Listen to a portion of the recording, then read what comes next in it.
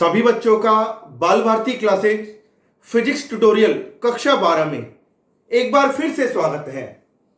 Dear students, पिछले video lecture में हमने चैप्टर फर्स्ट के एक छोटे से टॉपिक की बात की थी, विद्युत क्षेत्र रेखाएं, जिन्हें हम विद्युत बल रेखाएं भी कहते हैं, इलेक्ट्रिक फील्ड लाइंस। क्या होती विद्युत क्षेत्र रेखाएं? मैंने आपको बिल्कुल सिंपल बात बताई थी। विद्युत क्षेत्र रेखाएं क्या होती हैं? वे स्पर्श रेखाएं जो परिणामी विद्युत क्षेत्र की दिशा को प्रदर्शित करने के लिए खींची जाती हैं, उन्हें हम क्या कहते हैं? विद्युत क्षेत्र रेखाएं या विद्युत बल रेखाएं भी कहते हैं। विद्युत क्षेत्र रेखाओं को हम विद्युत बल रेखाएं भी क्यों कहते हैं? क्योंकि मैंने आपको बताया था, विद्युत क्षेत्र की तीव्रता होती है वेक्टर ई बराबर वेक्टर एफ बटा क्यू नोट, ये होती है। और विद्युत क्षेत्र की तीव्रता की दिशा हमेशा धन परीक्षण आवेश पर लगने वाले बल की दिशा के अनुदिश होती है। विद्युत क्षेत्र में धन परीक्षण आवेश पर जिस दिशा में बल लगता है, वही दिशा विद्युत क्षेत्र की तीव्रता की दिशा को प्रदर्शित करती है। इसलिए हम विद्युत क्षेत्र रेखाओं को विद्युत बल रेखाएं भी कहते हैं, जिसके बारे में मैंने आपसे एक बात और बताई थी। वैसे तो विद्युत क्षेत्र रेखाओं की सबसे सिंपल परिभाषा ये होती है, परिणामी विद्युत क्षेत्र की दिशा को प्रदर्शित करने के लिए जो स्पर्श रेखाएं खींची जाती हैं, उन्हें हम विद्युत क्षेत्र रेखाएं कहते हैं। या दूसरी परिभाषा मैंने आपको बताई थी धन परीक्षण आवेश के आधार पर, कि विद्युत क्षेत्र में धन परीक्षण आवेश को स्वतंत्रता पूर्वक रखने पर वह जिस पथ या जिस मार्ग का अनुसरण करता है, उस पथ के अनुदिश खींची गई स्पर्श रेखाओं को ही हम विद्युत क्षेत्र रेखाएं या विद्युत बल रेखाएं कहते हैं। ये बताया था मैंने आपको। हम फर्स्ट चैप्टर से रिलेटेड कुछ प्रश्नों पर हम चर्चा कर रहे हैं। वैसे तो प्रश्न बहुत सारे हैं, पर हम मुख्य रूप से कुछ प्रश्नों पर आज हम चर्चा कर रहे हैं। उसके बाद हम कल से जो हमारा वीडियो लेक्चर होगा, उसमें सेकंड चैप्टर की शुरुआत करेंगे। तो फर्स्ट चैप्टर से संबंधित कुछ प्रश्नों की यदि हम बात करें तो ध्यान से देखें। अभी ने सबसे पहला प्रश्न, प्रश्न संख्या 1 देखिए। प्रश्न संख्या 1 में आपसे क्या कह रहा है? उस विद्युत क्षेत्र की तीव्रता का परिमाण ज्ञात करो। विद्युत क्षेत्र की तीव्रता का परिमाण आपसे पूछ रहा है, E बराबर क्वेश्चन मार्क, जो एक इलेक्ट्रॉन के भार को संतुलित कर दे। क्या आपको यह पता है कि यदि हम विद्युत क्षेत्र में किसी आवेश को रखें, इलेक्ट्रॉन भी एक आवेश ही है, यदि विद्युत क्षेत्र में हम किसी आवेश को रखते हैं तो विद्युत क्षेत्र के कारण उस आवेश पर क्या लगेगा? विद्युत बल लगेगा। तो यहां पर उस विद्युत क्षेत्र की तीव्रता का परिमाण आपसे पूछ रहा है, जिस विद्युत क्षेत्र के कारण इलेक्ट्रॉन पर बल लगे और वह बल किसे संतुलित कर दे? इलेक्ट्रॉन के भार को संतुलित कर दे, W बराबर mg। तो विद्युत क्षेत्र की तीव्रता का परिमाण आपसे पूछ रहा है। आप जानते हैं इलेक्ट्रॉन पर आवेश होता है 1.6 गुणा 10 की घात -19 कूलम। इलेक्ट्रॉन का द्रव्यमान 9.1 गुणा 10 की घात -31 किलोग्राम, यही होगा। तो G का मान आप जानते ही हैं 9.8 मीटर प्रति सेकंड स्क्वायर, यही होगा। तो जैसे ही हम किसी इलेक्ट्रॉन को विद्युत क्षेत्र में रखेंगे, तो विद्युत क्षेत्र के कारण, सबसे पहले हम बात कर रहे हैं विद्युत क्षेत्र के कारण इलेक्ट्रॉन पर बल, ठीक है, क्या होगा? Fe बराबर QE, यही होगा। तो आ जाएगा Q का मान 1.6 इंटू 10⁻⁻19 और विद्युत क्षेत्र की तीव्रता का परिमाण आपको ज्ञात करना है। फिर इलेक्ट्रॉन का भार आप जानते ही हैं, इलेक्ट्रॉन का भार क्या होता है W बराबर mg, यही होगा। अब आ जाओ प्रश्नानुसार, आपको प्रश्न में क्या कंडीशन दी गई है कि उस विद्युत क्षेत्र की तीव्रता का परिमाण आपको बताना है जिसमें हम एक इलेक्ट्रॉन को रखें। इलेक्ट्रॉन को रखते ही विद्युत क्षेत्र के कारण इलेक्ट्रॉन पर क्या लगेगा, बल लगेगा, और वह बल किसे संतुलित कर दे, इलेक्ट्रॉन के भार को संतुलित कर दे। विद्युत क्षेत्र भार को थोड़ी ना संतुलित करेगा, विद्युत क्षेत्र के कारण जो बल लगेगा वह भार को संतुलित करेगा। तो आ जाएगा QE बराबर mg, यही होगा। आपको इससे E का मान निकालना है तो mg में भाग लगा देंगे आप Q का, वैल्यू आप रख दें। इलेक्ट्रॉन का द्रव्यमान 9.1 गुणा 10 की घात -31 और G का मान 9.8 बटा Q का मान 1.6 गुणा 10 की घात -19।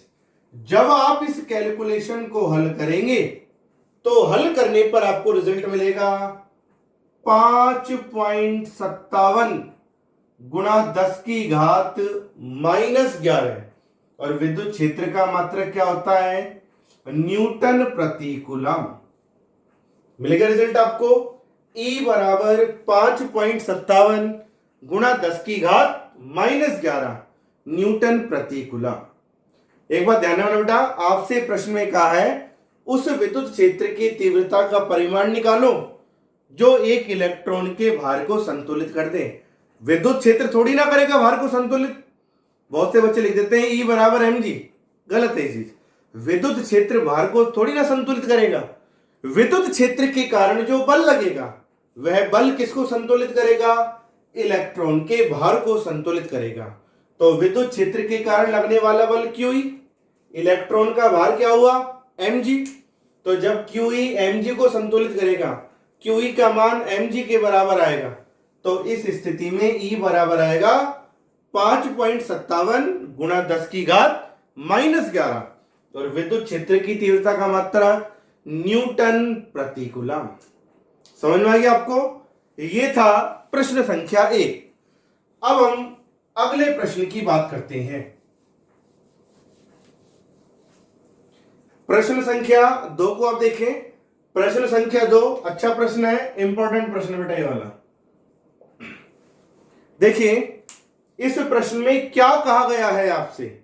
इसमें कह रहा है परस्पर समान परिमाण के दो विजातीय आवेश, विजातीय आवेश का मतलब विपरीत प्रकृति के, और उनका परिमाण कैसा हो, समान।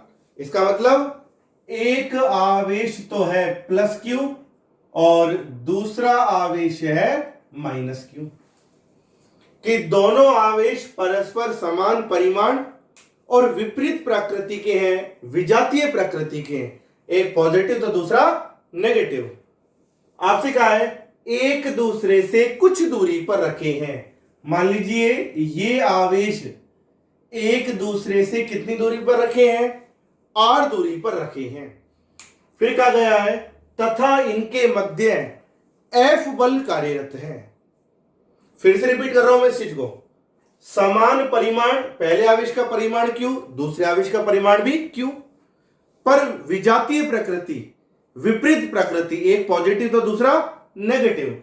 ये दोनों आवेश एक दूसरे से कुछ दूरी पर रखे हैं। मान लीजिए कितनी दूरी पर रखे हैं, r दूरी पर। तो इनके मध्य कितना बल कार्य कर रहा है, F बल कार्य कर रहा है।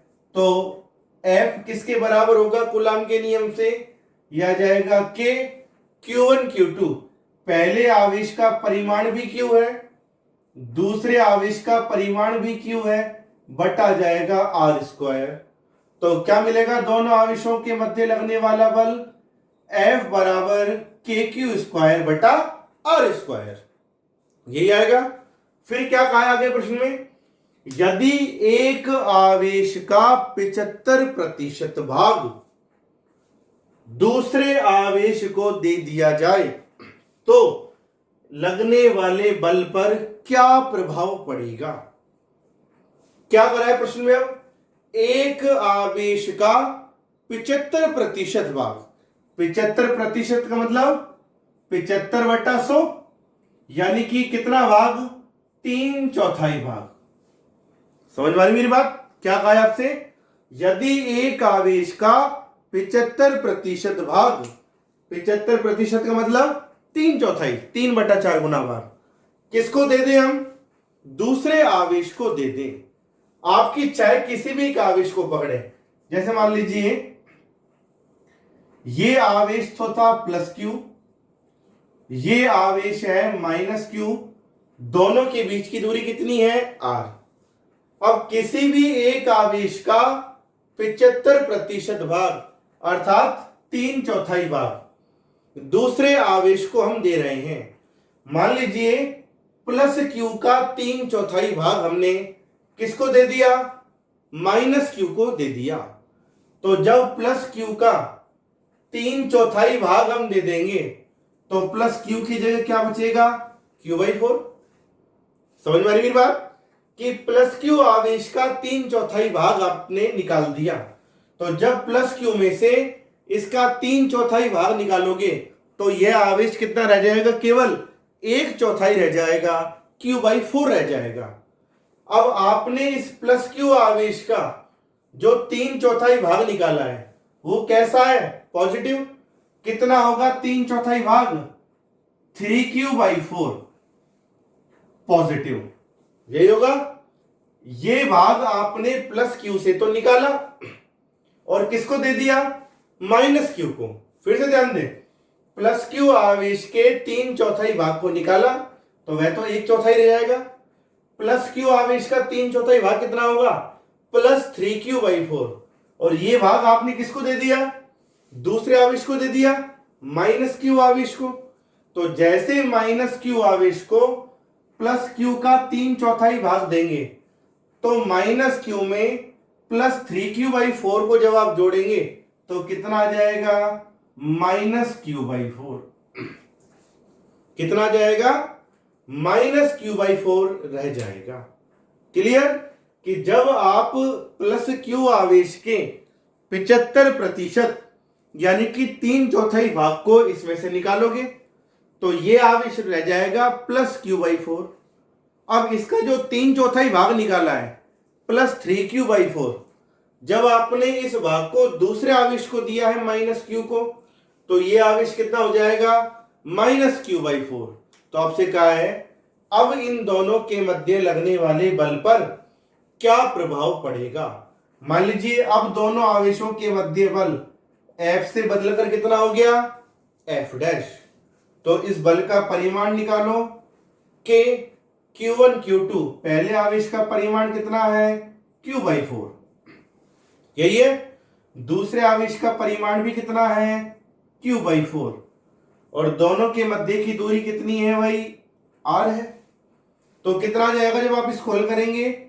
F' बराबर 4 को 4 से गुना करेंगे तो आ जाएगा 16, 1/16। आगे क्या बचेगा ब्रैकेट में? kq² यही बचेगा। और ये क्या बन गया? F' बराबर 1/16 और ये क्या बन गया? kq²/r²। दोनों आवेशों के मध्य लगने वाला प्रारंभिक बल F का मान बन गया। तो क्या जाएगा? F' बराबर 1/16F। कितना आएगा? 1/16F। तो क्या निष्कर्ष मिला आपको?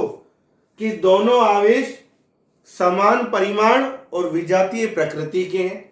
एक +q, दूसरा -q। दोनों के मध्य की दूरी कुछ दूरी मानी थी, कितने मान ली हमने? r।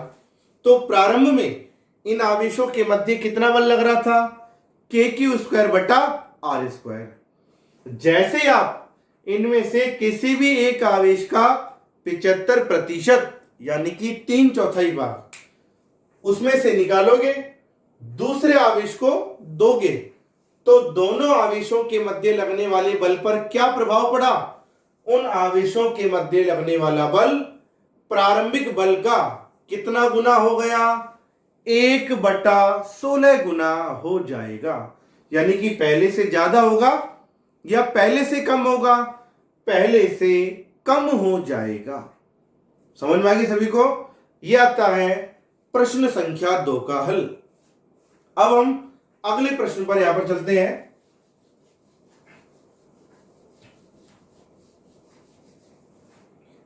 तीसरे प्रश्न को अब हम हल करें।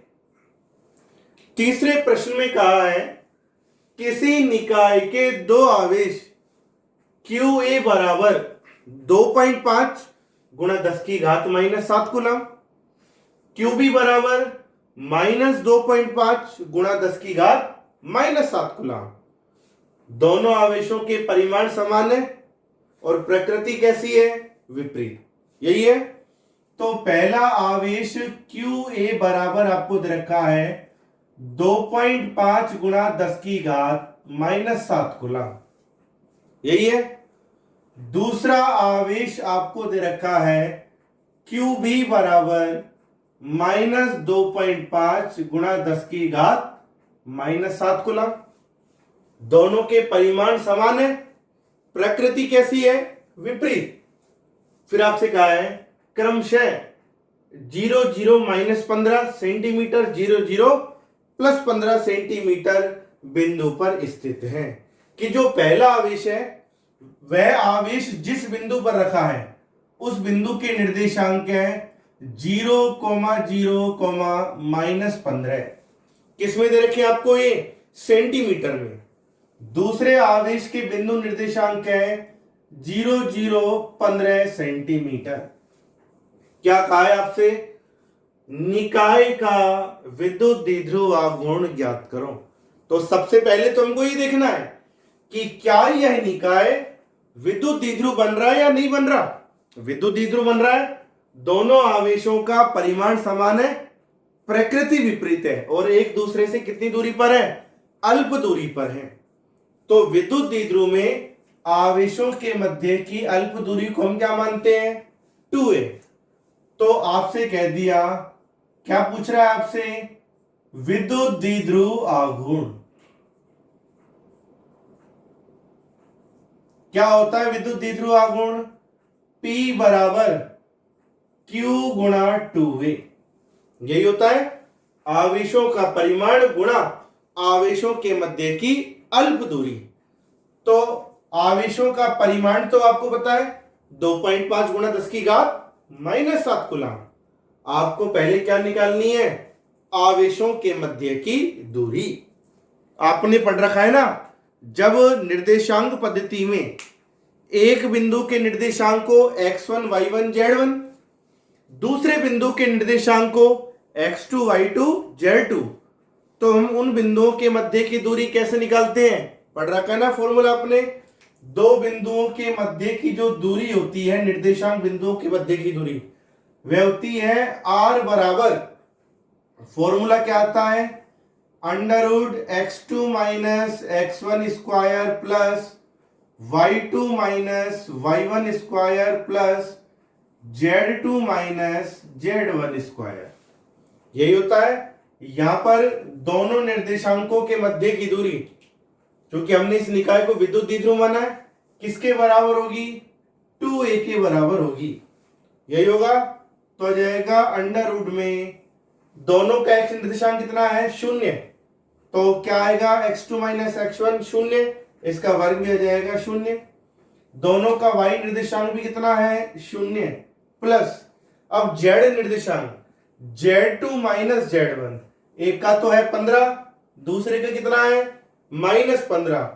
तो 15 में से जब आप -15 को घटाएंगे तो माइनस माइनस क्या हो जाएगा? +15 स्क्वायर। यही होगा। तो आ जाएगा 2a बराबर कितना बन जाएगा? ये 30। 30 के ऊपर वर्ग भी है, √ भी, हट जाएंगे दोनों। तो 2a बराबर कितना आ जाएगा? 30 सेंटीमीटर। इसको मीटर में चेंज करें तो आ जाएगा 30 गुणा 10 की घात -2 मीटर। कर दिया आपने मीटर में। अब आप निकाल दें। इसलिए विद्युत द्विध्रुव आघूर्ण क्या होगा? P बराबर Q गुणा 2a। यही होगा। तो आ जाएगा P बराबर, दोनों आवेशों का परिमाण है 2.5 गुणा 10 की घात -7 कूलम। और दोनों आवेशों के मध्य की अल्प दूरी अर्थात दोनों निर्देशांक बिंदुओं के मध्य की दूरी कितनी आ गई आपके पास? 30 गुणा 10 की घात -2 मीटर। यही होगा। तो आ जाएगा P बराबर 2.5 को 30 से गुणा करेंगे तो कितना जाएगा? 75। यही होगा। और 10 की घात -7 -2, 10 की घात -9। और द्विध्रुव आघूर्ण का मात्रक क्या होता है? कूलाम गुणा मीटर। क्या जाता है मात्रक इसका?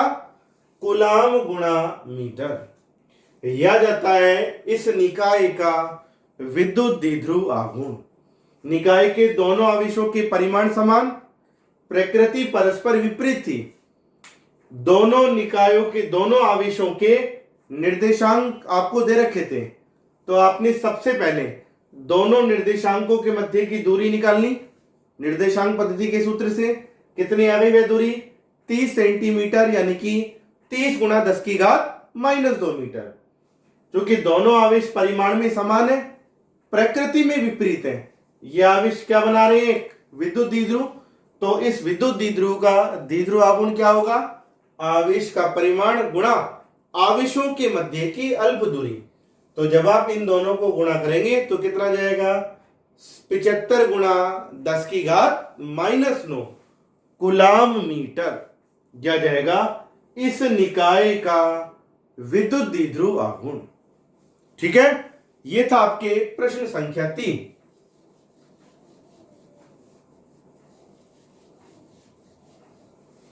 अब हम चौथे प्रश्न की बात करें।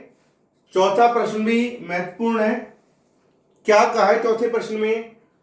दो आवेशों Q1 व Q2 के मध्य की दूरी कितनी दे रखी है आपको? 3 मीटर। पहला आवेश आपको दिया हुआ है Q1 और दूसरा आवेश आपको दे रखा है Q2। दोनों के मध्य की दूरी R बराबर दी हुई है 3 मीटर। ये दे रखिए आपको। आवेशों का योग 20 माइक्रोकूलाम है। अब देखो बेटा, एक चीज ध्यान देना, यदि ये दोनों आवेश समान प्रकृति के होंगे तो आवेशों का योग कितना होगा? Q1 plus Q2। यदि ये आवेश विपरीत प्रकृति के होंगे, एक Q1 दूसरा -Q2, तो आवेशों का योग कितना होगा? Q1 minus Q2। तो आपको 20 माइक्रोकूलाम दे रखा है आवेशों का योग। अब हम इसे Q1 प्लस Q2 माने या Q1 माइनस Q2 माने, वो हम आगे प्रश्न को देखते हैं। यदि एक आवेश दूसरे आवेश को 0.075 न्यूटन बल से प्रतिकर्षित करे, 0.075 न्यूटन बल से प्रतिकर्षित करें, प्रतिकर्षण हो रहा है ना, तो इसका मतलब दोनों आवेश कैसी प्रकृति के हैं? समान प्रकृति के हैं। यदि एक नेगेटिव तो दूसरा भी नेगेटिव होगा, और यदि एक पॉजिटिव है तो दूसरा भी कैसा होगा? पॉजिटिव होगा।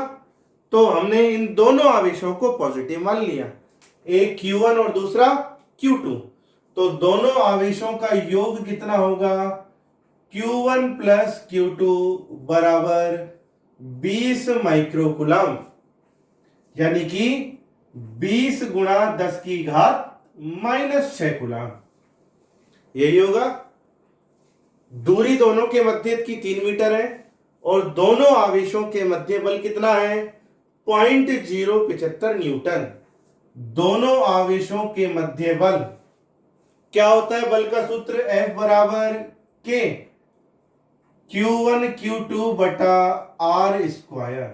यह जाता है दोनों आवेशों के मध्य बल। तो आ जाएगा, इसको हल करें, K का मान 9 गुणा 10 की घात 9 Q1 Q2 बटा R स्क्वायर। दूरी R का मान कितना है? 3 मीटर, तो 3 का वर्ग हो जाएगा 9। ये कैंसिल हो जाएगा। तो आप देखो बेटा, दोनों आवेशों के मध्य का जो बल आपको दिया है वो कितना दे रखा है? 0.075 न्यूटन। तो आ जाएगा 0.075, आगे जाएगा Q1 Q2 गुणा 10 की घात 9, यही होगा। अब आप इसको यदि हल करें, 0.075 है, 0.075 को हम लिख सकते हैं 75 गुणा 10 की घात -3, तो 0.075 ही आएगा, बराबर Q1 Q2। 0.075 को लिख दिया, 75 गुणा 10 की घात -3, Q1 Q2। अब यदि 10 की घात 9 को यहां से हटाएं तो क्या करेंगे, इसमें भाग लगा देंगे, बटे में 10 की घात 9। तो Q1 Q2 की वैल्यू किसके बराबर हो जाएगी, Q1 Q2 बराबर यह जाएगा 75 गुणा 10 की घात 9 ऊपर जाकर -9, क्या जाएगी 10 की घात -12, क्या जाएगा Q1 Q2 बराबर 75 गुणा 10 की घात -12। एक बार प्रश्न को फिर से देखें, आपसे कहा है दो आवेश Q1 Q2, इनके मध्य की दूरी है 3 मीटर, आवेशों का योग कितना है Q1 प्लस Q2 20 माइक्रोकूलम। ये दोनों आवेश एक दूसरे को 0.075 न्यूटन बल से प्रतिकर्षित कर रहे हैं। तो दोनों के मध्य का बल निकाला, F बराबर K Q1 Q2 बटा R स्क्वायर, K का मान रखा, R स्क्वायर का मान रखा, F का मान आपको दे रखा है, तो आपको Q1 Q2 का मान अर्थात दोनों आवेशों का गुणनफल वह कितना मिल जाएगा आपको, 75 गुणा 10 की घात -12। क्या मिला आपको, 75 गुणा 10 की घात -12। अब प्रश्न में क्या पूछा है, दोनों आवेशों का परिमाण ज्ञात कीजिए, दोनों आवेशों का परिमाण ज्ञात कीजिए। आपको मान बताना है Q1 तथा Q2 का, यही बताना है। अब आप देखो, आपको Q1 प्लस Q2 तो आपको दे रखा है 20 माइक्रोकूलम। यदि हमको Q1 माइनस Q2 मिल जाए, कि Q1 प्लस Q2 तो आपको दे ही रखा है, यदि आपको Q1 माइनस Q2 भी मिल जाए तो आप आसानी से बता देंगे कि दोनों आवेशों का योग तो है इतना 20 माइक्रोकूलम। अब इनका यदि हम अंतर भी निकाल दें तो आसानी से हम बता सकते हैं Q1 का मान कितना होगा और Q2 का मान कितना होगा, आसानी से आप इसे बता सकते हैं, यही होगा। तो आ जाएगा, यदि आप Q1 माइनस Q2 का होल स्क्वायर निकालें, Q1 माइनस Q2 का होल स्क्वायर, ये किसके बराबर होगा, Q1 square plus Q2 square minus 2 Q1 Q2। Q1 minus Q2 का होल स्क्वायर किसके बराबर होगा, Q1 square plus Q2 square minus 2 Q1 Q2, इसके बराबर होगा। यदि आप इसमें से 2 Q1 Q2 को जोड़ दें और 2 Q1 Q2 को घटा दें तो क्या कोई फर्क पड़ेगा, क्या नहीं पड़ेगा, ये तो कट जाएंगे, आपस में कटेंगे ना। तो आ जाएगा इससे Q1 square plus Q2 square plus 2 Q1 Q2 को हमने पहले लिख दिया। अब minus 2 Q1 Q2 minus 2 Q1 Q2 कितना जाएगा, 4 Q1 Q2, यही होगा। ये क्या बन गया, Q1 प्लस Q2 का whole square, a square plus b square plus 2ab, minus में क्या जाएगा 4 Q1 Q2, यही आएगा बेटा। एक बार आप फिर से समझ ले इस चीज को, आपसे Q1 और Q2 दोनों के मान पूछे हैं, आपके पास Q1 प्लस Q2 तो है, यदि हम Q1 माइनस Q2 भी निकाल दें तो हम आसानी से बता देंगे Q1 कितना होगा और Q2 कितना होगा। तो हम Q1 माइनस Q2 के होल स्क्वायर को ये लिखेंगे Q1 square plus Q2 square minus 2 Q1 Q2, यही होगा, यही होगा ना। अब 2 Q1 Q2 को जोड़ दिया और उसे घटा दिया तो कोई फर्क पड़ेगा क्या, नहीं पड़ेगा। तो Q1 square plus Q2 square plus 2 Q1 Q2 को हमने लिख दिया पहले, और minus 2 Q1 Q2 minus 2 Q1 Q2 कितना हो जाएगा, माइनस 4 Q1 Q2, यानी कि हमने Q1 माइनस Q2 के होल स्क्वायर को एक नए रूप में लिख दिया, Q1 प्लस Q2 का whole square minus 4Q1 Q2, यही होगा। तो आ जाएगा Q1 प्लस Q2 कितना है, 20 गुणा 10 की घात माइनस 6 कूलम। Q1 और Q2 का योग यही है, 20 गुणा 10 की घात माइनस 6 कूलम। यदि आप इसका स्क्वायर करें तो 20 का तो स्क्वायर कितना हो जाएगा, 400। 10 की घात माइनस 6 का कितना हो जाएगा स्क्वायर, 10 की घात माइनस 12। कर दिया Q1 प्लस Q2 का होल स्क्वायर ही आएगा 400 गुणा 10 की घात माइनस 12। माइनस में अब क्या लिख रखा है, 4Q1 Q2। Q1 Q2 का मान है आपके पास 75 गुणा 10 की घात माइनस 12। इसको 4 से गुणा करो तो 75 को 4 से गुणा करेंगे तो कितना आएगा, 300 गुणा 10 की घात माइनस 12, यही तो होगा। तो कितना आ जाएगा ये, 400 गुणा 10 की घात माइनस 12 माइनस 300 गुणा 10 की घात माइनस 12। दोनों में क्या कॉमन आ रहा है, 10 की घात माइनस, क्या कॉमन आ रहा है बेटा, 10 की घात माइनस 12 कॉमन आ रहा है। 400 में से 300 गए तो कितने बचेंगे, 100, यही होगा।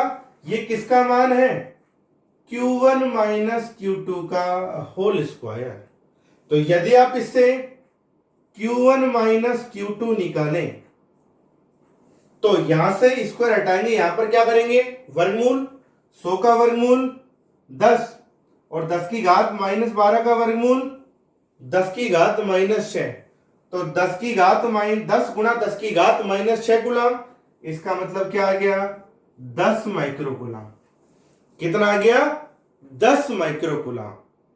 तो आपको Q1 प्लस Q2 तो दे रखा था, आपने Q1 माइनस Q2 और निकाल दिया। तो देखो इसको अब आगे कैसे बताएंगे आप,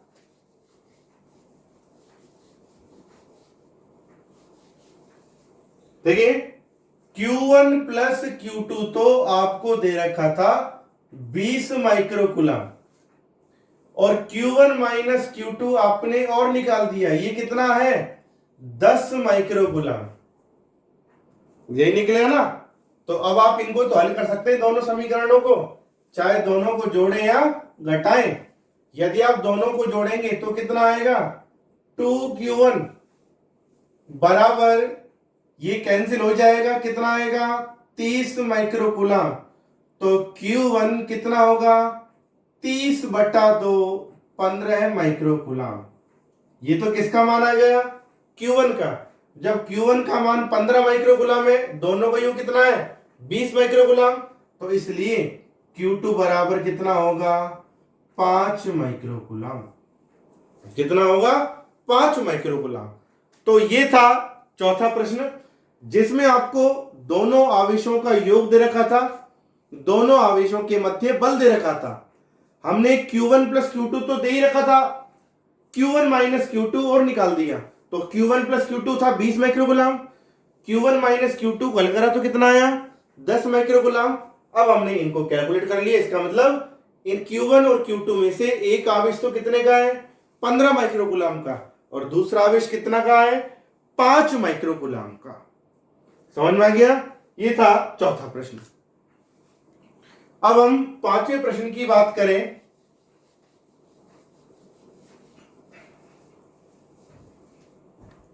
प्रश्न संख्या 5। पांचवें प्रश्न में आपसे कह रहा है 4 गुणा 10 की घात माइनस 9 कूलम मीटर द्विध्रुव आघूर्ण P बराबर दे रखा है 4 गुणा 10 की घात माइनस 9 कूलम मीटर। इसी से लिखते हैं हम द्विध्रुव आघूर्ण को P से। द्विध्रुव आघूर्ण का विद्युत द्विध्रुव 5 गुणा 10 की घात 4 न्यूटन प्रति कूलम के एक समान विद्युत क्षेत्र में, विद्युत क्षेत्र कितना दे रखा है, 5 गुणा 10 की घात 4 न्यूटन प्रति कूलम। इस विद्युत क्षेत्र में क्षेत्र की दिशा से कितने डिग्री कोण पर, 30 डिग्री कोण पर संरेखित है। ठीक है, तो आपसे कह रहा है द्विध्रुव पर कार्यरत बल आघूर्ण का मान ज्ञात करो, तो बराबर क्वेश्चन मार्क। मैंने आपको बता रखा है जब कोई विद्युत द्विध्रुव विद्युत क्षेत्र में क्षेत्र की दिशा से थीटा कोण पर रखा हो तो विद्युत द्विध्रुव पर कार्यरत बलागुण होता है टॉ बराबर पी साइन थीटा। यही होता है बलागुण। तो आ जाता है टॉ बराबर पी का मान कितना है 4 गुणा 10 की घात -9। ई का मान कितना है 5 गुणा 10 की घात 4 और थीटा कितना है 30। साइन 30 का मान 1/2। यही होता है। तो आ जाएगा इससे 2 में 2 का भाग लगाओगे 4 में तो आ जाएगा 2 बार जाएगा। 2 को 5 से गुणा करेंगे 10 और 10 की घात -9 और 4 10 की घात -5। तो टोटल कितनी आ जाएगी 10 की घात -4।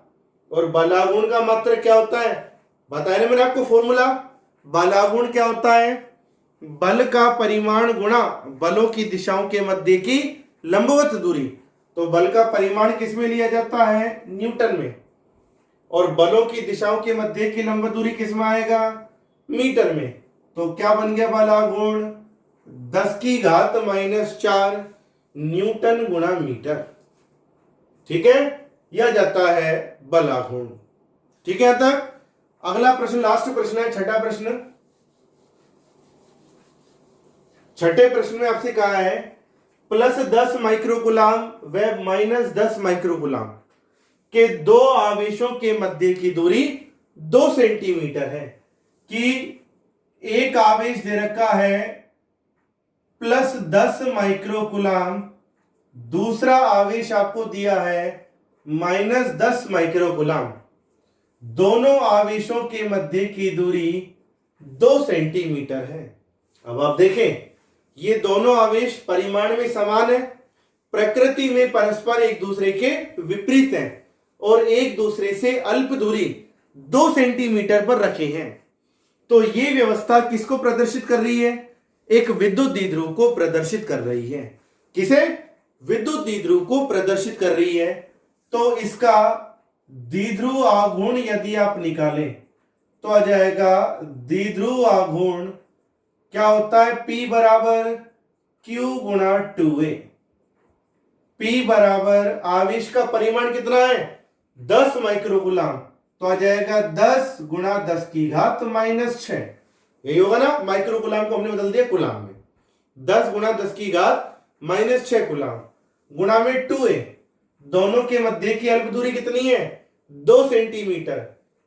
तो 2 सेंटीमीटर इसको किसमें चेंज करोगे मीटर में तो आ जाएगा 2 गुणा 10 की घात -2 मीटर। तो आ जाएगा P बराबर 2 गुणा में 10 की घात -6 -2 -8 और +1 10 की घात -7। द्विध्रुव आघूर्ण का मात्रक क्या होगा कूलाम गुणा मीटर। यही रेखा निकाय आपको आगे का है इस द्विध्रुव के अक्ष व निरक्ष पर केंद्र से 60 सेंटीमीटर दूरी पर विद्युत क्षेत्र की गणना करो। आपको सबसे पहले निकालना है विद्युत क्षेत्र कहां पर अक्ष पर कितनी दूरी पर 60 सेंटीमीटर। और 60 सेंटीमीटर का मतलब क्या हो गया 60 गुणा 10 की घात -2 मीटर। तो कितना हो जाएगा ये 6 गुणा 10 की घात -1 मीटर। तो इस विद्युत द्विध्रुव के अक्ष और निरक्ष पर जो दूरी दी गई है वह कितनी दे रखी है 60 सेंटीमीटर। जब हम इस दूरी को मीटर में चेंज करेंगे 60 गुणा 10 की घात -2 तो 60 में 10 की घात 1 है 1 -2 10 की घात -1 और 60 की जगह रह जाएगा 6। तो 6 गुणा 10 की घात -1 मीटर ये दे रखी है अक्ष पर दूरी। इस दूरी पर आपको क्या ज्ञात करना है विद्युत क्षेत्र। आप जानते हैं विद्युत द्विध्रुव के अक्ष पर विद्युत क्षेत्र कितना होता है अक्ष पर विद्युत क्षेत्र E बराबर 2kp/r3 यही होता है। तो आ जाएगा 2 k का मान 9 गुणा 10 की घात 9 P का मान द्विध्रुव आघूर्ण कितना है 2 गुणा 10 की घात -7 बटा r3। अक्ष पर दूरी कितनी दे रखी है 6 गुणा 10 की घात -1 मीटर। इसका क्यूब करोगे तो 6 का क्यूब क्या आ जाएगा, 6 गुणा 6 गुणा 6, 3 बार गुणा कर दिया। और 10 की घात -1 का क्यूब क्या आ जाएगा, 10 की घात -3, तो आ जाएगा ई। कहां पर निकाल रहे हैं आप, अक्ष पर। तो कितना जाएगा बेटा, यह जाएगा 6 कट जाएगा 2 से कितनी बार, 3 बार। फिर यहां पर भी ये 6 2 से कितनी बार कटेगा, 3 बार। 3 को 3 से गुणा करेंगे 9, आपस में कैंसिल हो जाएंगे, केवल क्या रह जाएगा, 1/6, यही रह जाएगा। अब 10 की घात को काउंट करें, -3 ऊपर जाकर +3, 9 और 3 12, 12 में 7 घटाएंगे, 10 की घात 5, तो आ जाएगा। जब आप भाग लगाएंगे, एक में किसका भाग लगाएंगे, 6 का, तो कितना जाएगा, 0.06, ये आ जाएगा। लगभग कितना आएगा, 0.06, और भी लगा सकते हैं भाग आगे, फिलहाल इतना ही बहुत है। 0.06 इंटू 10⁵ न्यूटन प्रति कूलम। ये विद्युत क्षेत्र कहां पर आया, अक्ष पर। अब हमें विद्युत क्षेत्र कहां पर ज्ञात करना है, निरक्ष पर। उतनी ही दूरी पर या अलग दूरी पर, उतनी ही दूरी पर निकालना। कितनी दूरी, 60 सेंटीमीटर। मैंने आपको बता रखा है, जब विद्युत द्विध्रुव के अक्ष और निरक्ष पर दूरियां समान हो, तो जो निरक्ष पर विद्युत क्षेत्र होता है वह अक्ष पर विद्युत क्षेत्र का कैसा होगा, आधा होगा। तो आ जाएगा ई निरक्ष बराबर ½ ई अक्ष। जब अक्ष पर विद्युत क्षेत्र को आधा करोगे तो आपको मिल जाएगा ई निरक्ष बराबर, अक्ष पर विद्युत क्षेत्र को आधा करेंगे तो लगभग कितना आएगा, 0.03 गुणा 10 की घात 5 न्यूटन प्रति कूलम। यह आ जाएगा उस विद्युत द्विध्रुव के अक्ष और निरक्ष पर विद्युत क्षेत्र का परिमाण।